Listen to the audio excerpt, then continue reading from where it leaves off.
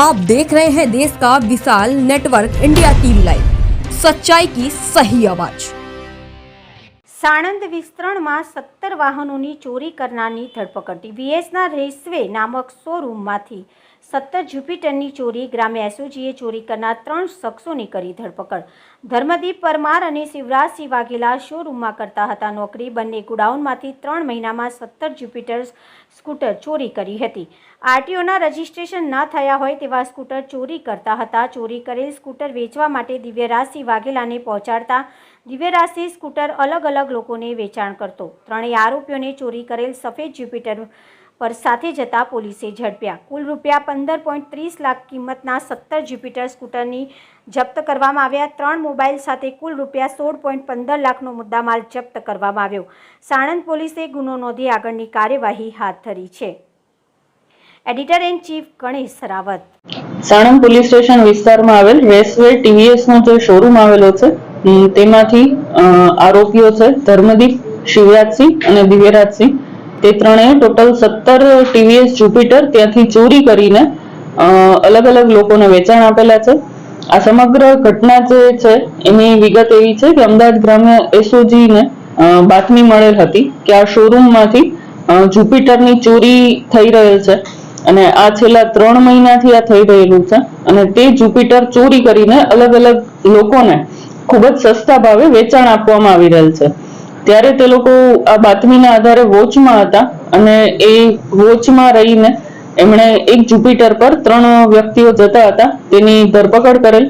વધુ પૂછપરછ કરતા તેમણે છેલ્લા 3 મહિનામાં ટોટલ 17 જ્યુપિટરની ચોરી કરેલ છે અને આ 17 જ્યુપિટર જે છે એ બાવડા અને સાણંદમાં રહેતા અલગ અલગ 14 લોકોને તેમણે વેચાણ આપેલ છે। જે એક જ્યુપિટરની કિંમત 90,000 રૂપિયા છે। આમ કુલ મળીને 15,30,000 રૂપિયાના જ્યુપિટર તેમણે શોરૂમમાંથી ચોરી કરેલા હતા અને ધર્મદીપ અને શિવરાજસિંહ નામના જે 2 આરોપી છે તે ટીવીએસ શોરૂમમાં છેલ્લા આશરે શિવરાજસિંહ છે તે 1 વર્ષથી અને ધર્મદીપ છે છેલ્લા 6 મહિનાથી ત્યાં સેલ્સમેન તરીકે નોકરી કરતો હતો। આ નોકરી દરમિયાન તેમને વિચાર આવ્યો કે આ જે ગોડાઉનનો સ્ટોક મેન્ટેન કરવાનું કામ પણ તે લોકો જ કરતા હતા અને તેમને તેમાંથી શોરૂમમાંથી ડાયરેક્ટ જ ગોડાઉનમાંથી તેમણે જ્યુપિટર જે આવતા હતા તેમાંથી સમયાંતરે જેવો તેમને ટાઈમ મળે એવી રીતે જ્યુપિટરની ચાવી લઈને એ લોકો એક જ્યુપિટર તેમાંથી કાઢતા હતા। આમ કુલ મળીને 17 જ્યુપિટર તેમણે ત્યાંથી કાઢ્યા। એ જ્યુપિટર કાઢીને તે દિવ્યરાજસિંહ નામનો જે વ્યક્તિ છે મૂળ કાણેટીનો રહેવાસી છે તેમને તે લોકો વેચવા માટે આપતા હતા અને દિવ્યરાજ જે છે એ અલગ અલગ ગેરેજ વાળા અને તેના જે સંબંધીઓ છે તેમના સંપર્ક કરતો હતો અને તેમને 90,000 ની કિંમતના જ્યુપિટર એ ખૂબ જ નીચી કિંમત 25,000 થી 30,000 રૂપિયામાં તે લોકો વેચાણ આપતા હતા।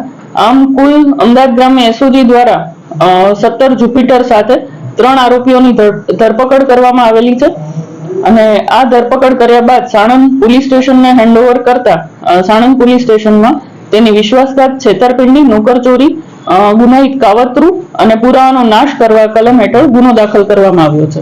ડોક્યુમેન્ટ કોઈ લેવામાં આવતા હતા